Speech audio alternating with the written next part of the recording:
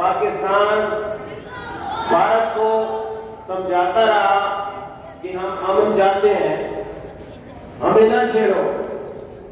اگر تم پاکستان کی طرف کوئی پہلی آنکھ سے دیکھو گے تو نقصان اٹھاؤ گے، لیکن اس کی بات سمجھ میں نہ آئی۔ اور آپ نے دیکھا بچوں، 10 مئی کو، آج 12 تاریخ ہے، 3 دن پہلے پاکستان میں اللہ کی مدد سے پیارے حبیب حضرت محمد کی مسلح افواج نے، جن میں air force, Pakistan army, Pakistan navy اور تمام سیکیورٹی ادارے جو ہیں، انہوں نے عظیم طلبہ حملہ کیا اور انڈیا کی اینٹ سے اینٹ بجا دی۔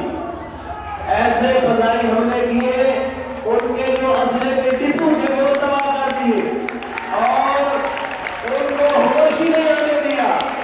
کبھی شاہین میزائل جا رہا ہے، کبھی کوئی میزائل جا رہا ہے، انڈیا کو ظلم بھی نہیں دیا۔ اتنے میزائل پھیلے پاکستان میں کہ انڈیا کا اربوں ڈالر کا نقصان، ان کے ہوائی اڈے تباہ ہو گئے، جہاں پہ ان کا فوجی صاحب جو کمان تھا وہ